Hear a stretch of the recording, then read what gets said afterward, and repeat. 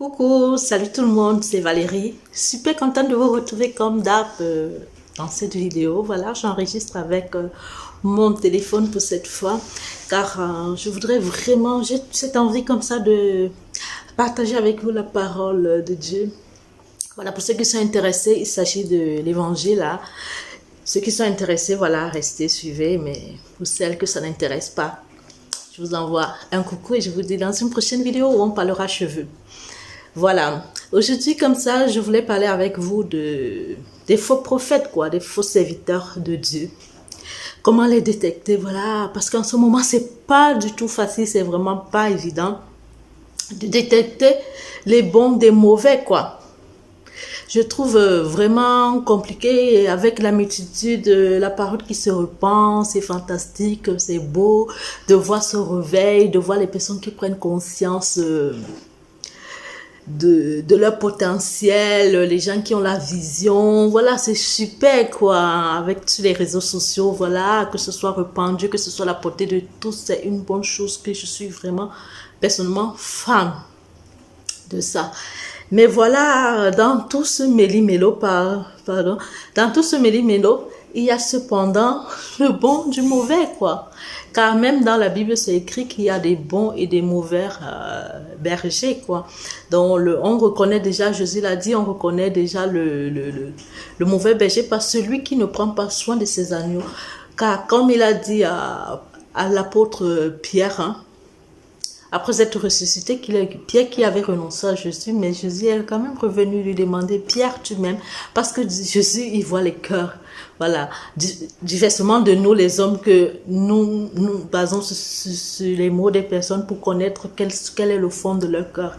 Et pourtant, Dieu, Jésus qui est Dieu, parce qu'il a vu Jésus, a vu Dieu. Jésus qui est Dieu, comme son Père, il voit les cœurs. Alors, c'est en ça, vraiment, qui nous appelle à nous aussi, quoi, de pouvoir aller voir les cœurs des personnes, de toucher les personnes dans leur profondeur, pas de se limiter comme ça au superficiel, quoi. Qu'on a des personnes qu'on honore, on a des personnes qu'on aime, on a des personnes comme ça pour rien qu'on déteste, non. Aller au-delà de ça. Alors, comme ça, je reviens à mon sujet. En ce qui concernait quand Jésus a dit à Pierre, Pierre, tu m'aimes? Pierre a dit oui. Que répond Jésus? Prends soin de mes brebis. Prends soin de mes agneaux. Nourris mes agneaux. Voilà les réponses de Jésus. Donc, c'est pour reconnaître le bon serviteur. Ça, je me base sur la Bible. Et vous le trouverez également dans Ésaïe 42, voilà, qui était la première lecture de ce dimanche 12 janvier 2020. Où on reconnaît le bon serviteur. Le bon serviteur, il est là pour servir, pas pour se servir. Ça, c'est un truc que vraiment, il faudrait le savoir. Je sais, c'est pas évident en ce moment de savoir qui est là pour servir, pas se servir, car les personnes sont devenues rusées. Voilà, les personnes utilisent tout en leur faveur. Mais vraiment, la chose principale, quand on prend conscience, sachez que le bon serviteur, le berger, il n'est pas là pour tirer profit des brebis. Il est là pour servir les brebis. Et le bon berger ne s'autoproclame pas berger, non. C'est Dieu lui-même qui choisit ses élus. Donc les bons bergers, ils sont élus par Dieu. Ils sont soutenus par Dieu. Et ils ont la faveur de Dieu. Ils ont ces trois trucs, ils sont élus, l'élection, le choix. Ils ont été choisis par Dieu. Ils ont le soutien de Dieu. Ils ont la faveur de Dieu.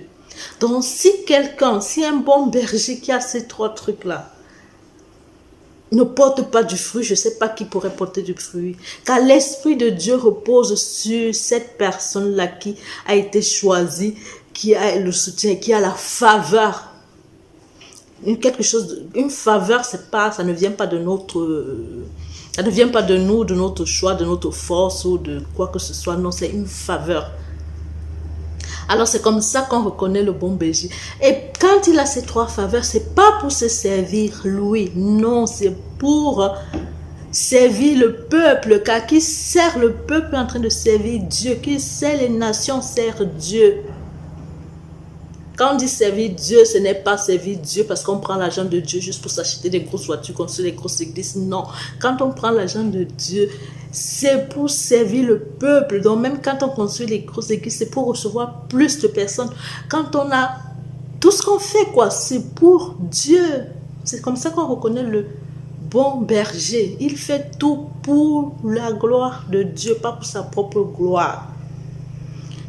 En ce qui le concerne, lui, dans sa faveur qu'il a pour Dieu, sa vie devrait lui-même déjà refléter la vie qu'il désire pour les autres. Car quand Dieu accorde toutes ses faveurs, c'est pour que ce serviteur, cette personne qui a été choisie comme berger, serve le peuple. Et dans le service pour le peuple, c'est quoi? C'est d'apporter la guérison au peuple. Il faut guérir les malades. Il faut sortir les plans des ténèbres. Qu'est-ce que sont que les ténèbres? Les ténèbres, c'est quand les personnes n'ont pas la vision juste, quoi. Quand ils sont égarés par leurs pensées en croyant que tout dépend de leur propre force. Non, ils sont comme ça, on est dans les ténèbres. Alors le bon berger, lui, il apporte la lumière qui permet aux personnes de savoir qu'ils doivent suivre la vérité, qu'ils doivent être sur le chemin. C'est ça, sortir les personnes des ténèbres. Il doit libérer les captifs. Les captifs, c'est quoi? Les captifs, ce sont des personnes qui sont dans les prisons. Les prisons, c'est quoi? C'est dans nos têtes, c'est dans nos pensées, c'est dans notre comportement, c'est dans notre chair. Quand on marche par la chair, on est captif de cela, car la chair et ses passions nous rendent captifs. Il faut renoncer à ça et le bon berger est là pour nous libérer de cette captivité-là. Donc, et puis maintenant, quand un bon berger a libéré, quand il a fait tous ces trucs-là pour la gloire de Dieu, pas pour sa propre gloire, ce n'est que comme ça qu'on le reconnaîtra. Donc, les personnes qui parlent de Dieu, il faut regarder leurs fruits, car quelqu'un ne viendra pas, par exemple, t'enseigner à gérer un foyer si lui-même dans son foyer, ça ne fonctionne pas, ou même s'il n'a pas de foyer. Il pourra avoir un foyer plus tard, mais il faut déjà que la faveur de Dieu soit, tu ne peux donner que ce que tu as. Il faut déjà, si tu as la faveur de Dieu, toi, alors tu pourras donner la faveur de Dieu. Mais si toi déjà, tu n'as pas la capacité, tu n'as pas la faveur de Dieu, alors recherche-la, recherche cette faveur, recherche-la, n'y renonce pas, recherche-la, sors des ténèbres. Et le bon berger, pour reconnaître le bon berger, il faut regarder ses fruits et comment il parle, s'il parle pas pour se glorifier. Car je zappe ça, mais j'aperçois des vidéos sur YouTube où il y a les hommes de Dieu qui disent comment ils ont des capacités, comment moi. Non, et si tu es un bon berger, tu n'es pas là dans le moi.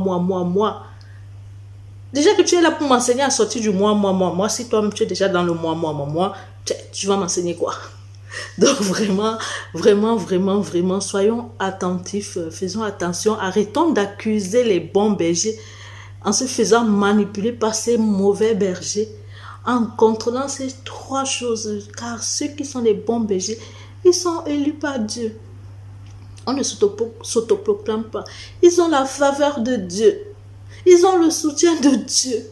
Et quand quelqu'un sait toi, ça se voit dans ta vie le reflète d'abord ta propre vie, ta façon de parler, ta façon de te comporter avec les personnes. Tu ne vas pas voir quelqu'un qui est toujours là en colère, il dit qu'il a la faveur de Dieu. Quelle faveur? Dieu qui demande d'être toujours dans la joie. Toi, tu es toujours dans la colère et tu as la faveur de Dieu. Mais pardon, arrêtons un peu. Réveillons-nous. Voilà, la vidéo, c'est pour ça. Réveillons-nous. Réveillons-nous vraiment. Et arrêtons de nous faire manipuler. Faisons attention à trouver ces bergers qui sont là pour la gloire de Dieu. Ces bergers qui sont là parce qu'ils ont été élus, parce qu'ils ont le soutien de Dieu et la faveur de Dieu dans leur vie. Alors, comme on ne peut donner que ce qu'on a, ils vont nous donner. À travers eux, nous aurons aussi droit à tout ça, à ces fruits. Car un bon arbre porte de bons fruits. On ne va pas sur un arbre malade cueillir des fruits en bonne santé. Ça, c'est pas possible. Il n'y a qu'un arbre en santé qui peut donner de bons fruits. Donc, arrêtez un peu, quoi, de brouiller la tête, quoi. Que chacun demande à l'Esprit Saint qui est en lui de le guider. Chacun doit aller au fond de soi. Car c'est pas par la chair C'est pas par les réalisations terrestres que nous réussirons à savoir qui est bon berger, non. Parce que même le diable est rusé, non.